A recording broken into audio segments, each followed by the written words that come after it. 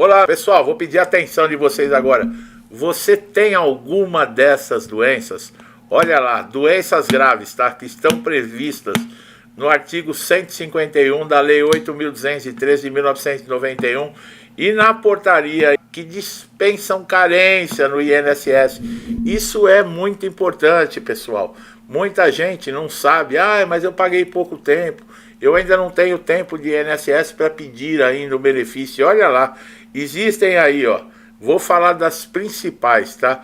Tuberculose ativa, hanseníase, alienação mental, neoplasia maligna, cegueira, paralisia irreversível incapacitante, cardiopatia grave, doença de Parkinson, espondiloartrose anquilosante, nefropatia grave, estado avançado da doença de Paget, síndrome da imunodeficiência adquirida, que é a AIDS, contaminação por radiação com base em conclusão médica, tá, pessoal? Hepatopatia grave, olha lá, essa portaria de 2022, ela ainda acrescentou expressamente acidente vascular cerebral, olha lá, o AVC agudo e o abdômen agudo cirúrgico, nas hipóteses que atendem o critério de gravidade. Olha lá, também a discussão, tá? No caso do rol, caso não seja exaustivo, ou seja, doenças graves não previstas diretamente na lista, elas podem eventualmente ser reconhecidas pela jurisprudência ou pelo INSS no processo de gravidade. Agora tem uma coisa que é importante destacar. O que dispensa não significa que é a doença, tá? Olha lá. Ou seja, a incapacidade para o trabalho ou a atividade habitual ainda precisará ser comprovada por perícia. O segurado deve manter a qualidade de segurado. A doença deve ser constatada após a filiação ao regime de previdência social e os demais requisitos normais devem estar presentes. O que acontece? Não adianta você entrou, por exemplo, começou a pagar o INSS e já tinha essa doença e já acha que já tem direito a receber algum benefício, tá, pessoal? Caso contrário, mesmo estando em lista de doenças graves, pode haver um indeferimento. Além disso, a dispensa da carência não significa que o valor do benefício ou o procedimento de concessão vai ser diferente. Apenas que o tempo mínimo de contribuição exigido ele é eliminado, que é a carência de 12 meses. Existem doenças que entrou, lúpus, se eu não me engano, epilepsia. Vale a pena você se consultar, tá? No caso, ó, na prática, o segurado que se encontra cometido dessas doenças graves, ele deve adotar diversos cuidados.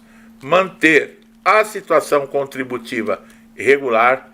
Não é porque tem a doença que foi reconhecida, vão parar de pagar, tá? O INSS, infelizmente, tá, pessoal? Isso não sou eu que faço as regras, é as normas, tá?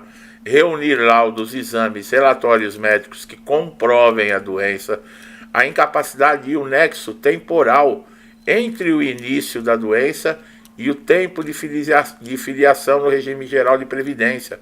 Acompanhar o requerimento pelo portal ou pelo aplicativo Meu INSS. Em caso de indeferimento, considerar o recurso ou intervenção de um advogado especializado em direito, tá? Previdenciário. Orientação jurídica vai te ajudar demais, tá? Vale observar também que a função da reformulação das regras e das novas portarias, a lista de doenças ela também sofre alterações. Então a divulgação, por exemplo, da inclusão do AVC, do abdômen agudo em 2022, demonstra que está sempre se renovando. E outra, nós estamos vivendo um período mundial aí que está aparecendo doenças, muitas doenças que já se considerava eliminadas, estão retornando. Tá, nós estamos vivendo um período bem difíceis, né, pessoal? Nós estamos vendo aí em questão de mundo. Aqui no Brasil é pior, né? Que aqui é o fiofó da Maria Joana aqui, né? Aqui é uma coisa de louco. Uma terra rica como essa, produtiva, um povo trabalhador, né? Só que... mas isso é assunto para outra pauta. Bom, a importância do mecanismo dessa dispensa de carência ela reside no fato de que em situações graves você não precisa ficar muito tempo esperando, aguardando, fragilizado, porque a exigência é demais. E outra, vocês viram, não é porque você tem a doença que, opa, já está tudo garantido, já posso contar, não. Você pode chegar na frente de um perito com a doença, está listada, com toda a documentação. E como nós falamos em alguns outros vídeos, né, o perito geralmente ele não é especialista. E ele pode olhar para você e achar que esses sintomas, que essa doença não é tão grave como você está falando, que os seus sintomas não são tão verdadeiros, né? Porque, infelizmente, aqui o honesto é tratado como fraudador, né? Quem paga imposto hoje é ladrão.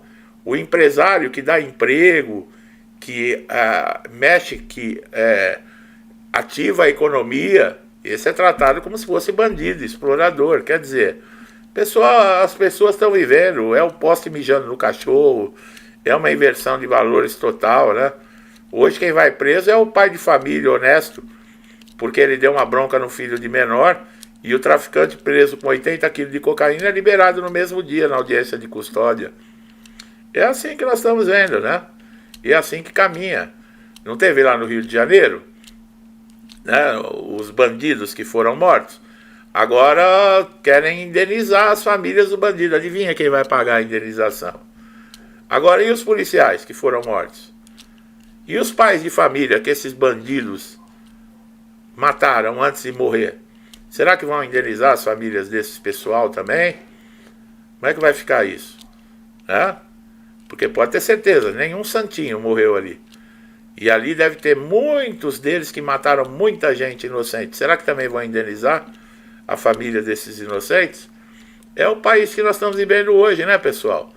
Mas você é contra tudo isso? Mas na hora de você ir lá colocar o seu voto, o que você faz? Você coloca muitas vezes, o você que eu falo, né, não estou dizendo todos, mas uma grande parte, eu sei disso, eu sou contrário a isso. Mas na hora de votar, vai lá, põe o dedinho votando em quem é a favor de tudo isso.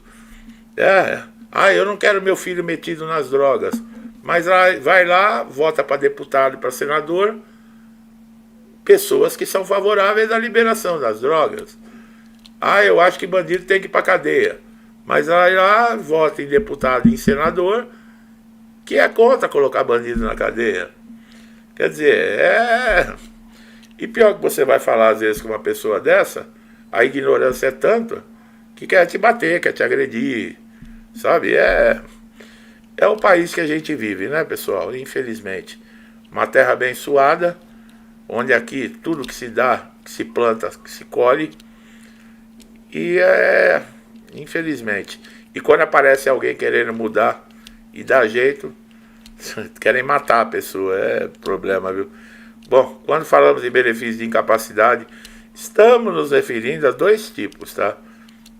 A incapacidade temporária, que é o auxílio-doença, e a permanente, que é a aposentadoria por invalidez. A aposentadoria por invalidez, depois da promulgação da reforma da Previdência, que é aquele probleminha, né? Se ela não for acidentária, quer dizer, se não acontecer a invalidez dentro do trabalho por um acidente de trabalho ou uma doença relacionada ao trabalho, prepare-se que você vai se aposentar só com 60% daquilo que você ganhava.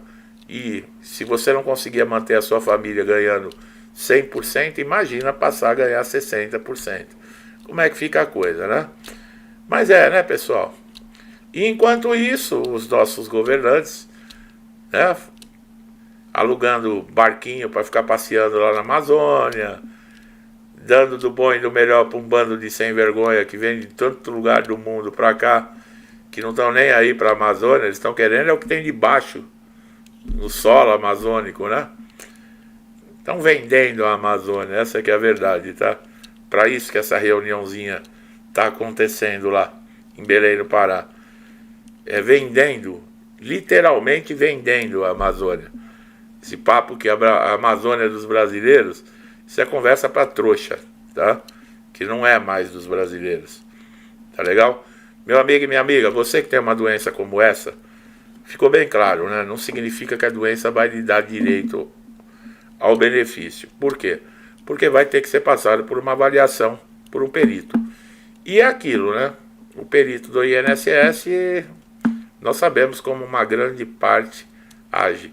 Aqueles que são sérios, eles vão avaliar a condição e a gravidade da sua doença com relação à sua profissão, ao seu trabalho.